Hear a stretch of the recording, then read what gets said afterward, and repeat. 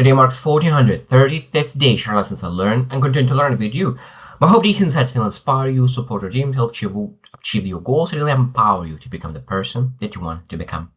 Today I speak about one of the most important topics in really human beings, that is internal peace. Internal peace. Such an important topic because it's shows up in every single area of your life. When you have internal peace, you're able to be better husband, better wife, better business owner, better parent, because that allows you to be more focused, more present. There's so many things coming out just from internal peace. So today I'll share seven things that every single person must know about internal peace to bring more of it into our lives. So number one, and probably the most important thing to understand, because I think that sometimes we just are not knowing where to start. And it is the first thing, the most important thing to understand about internal peace, that internal peace is a skill, not a permanent state. Internal peace is a skill, not a permanent state.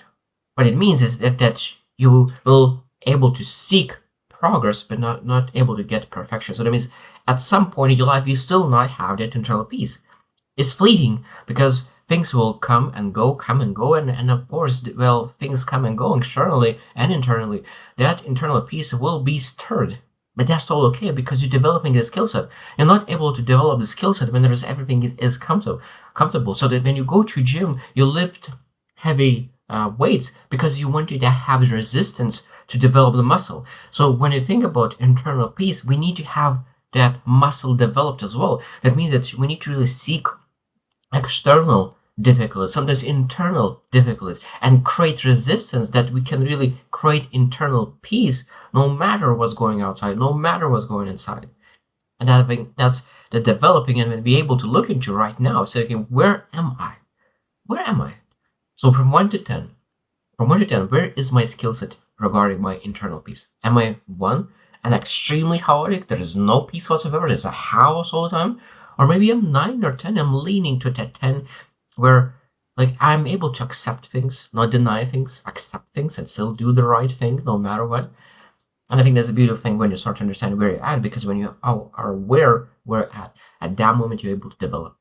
Because if you think that you are 8, but you're actually 2, of course, it will be very hard to improve. Number 2, it comes from alignment with your values, not chasing comfort. That's the beautiful thing. And one, probably the most important part to understanding, when you seek comfort, you will get short-term internal peace. It might be that I will not get that short-term. So when you seek comfort, you'll get short-term internal peace because there is calmness, there is comfort, there is peace. But that peace will be very short-lasted. But when you seek life, to live life with alignment with your values, and you'll understand and get clarity and really build your awareness and start living with your values, and that living with your values might create discomfort, might create difficulties, might create circumstances that you will not like. But that, again, the resistance necessary to build the skill set of our internal peace.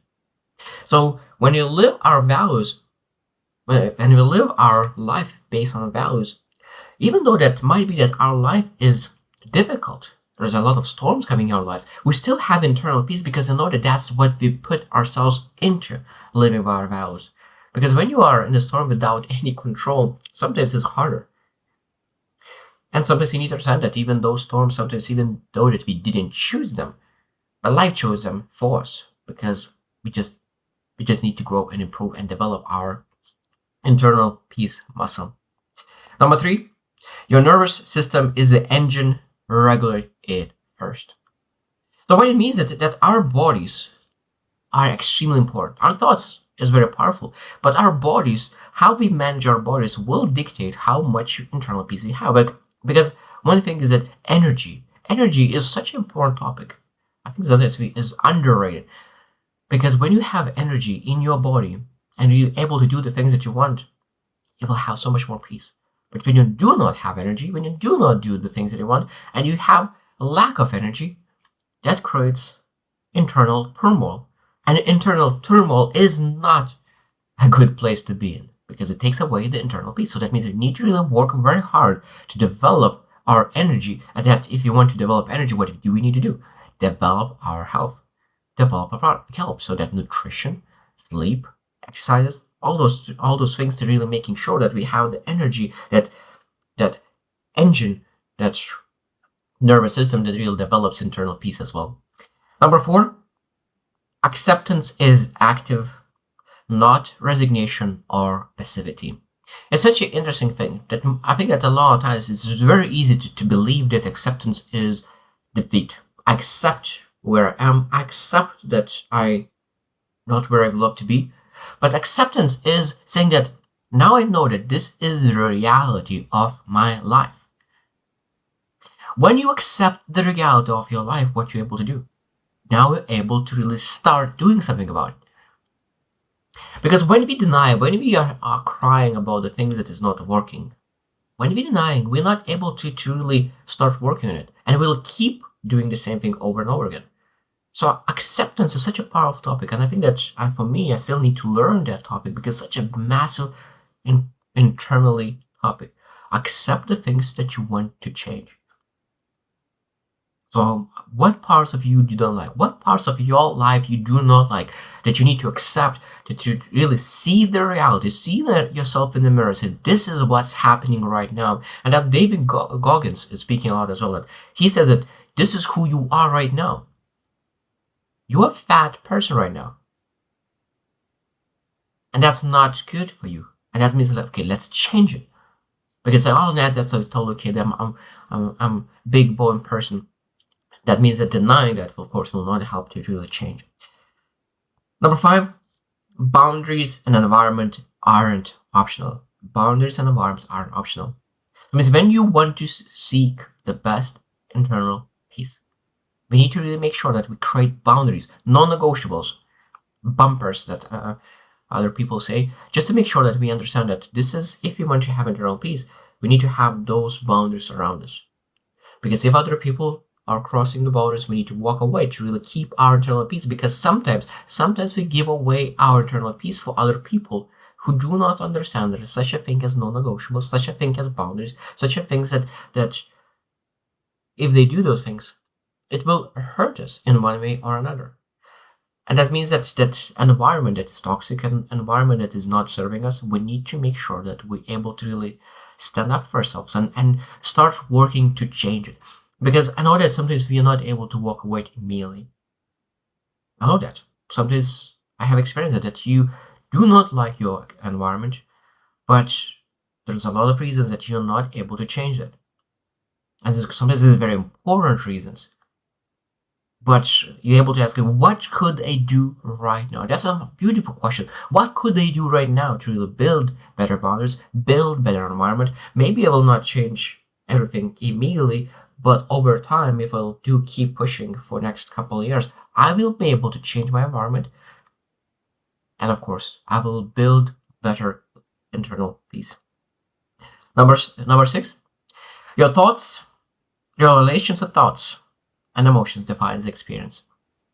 And it's interesting that the thoughts and emotions and events that are happening to you, but that is not truths that you're supposed to be. I think that a lot of times we tell our stories that it's actually not true. And a lot of times we need to validate those things.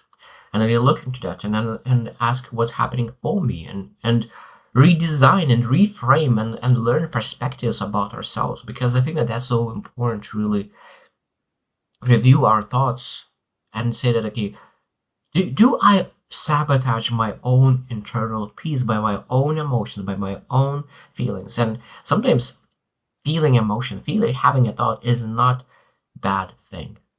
The bad thing is keeping them. What I mean by that is that when the emotion comes in, when the thought comes in, that's totally fine. That's nothing wrong with that. I'm not supposed to feel guilty about it, but what we're supposed to do is really learn techniques to really try to transition out, not to block them, but transition them out. Because when you're trying to focus, don't feel sad, what you will do, you will feel sad. But you say like, oh, I want to feel joy. I want to be feel grateful.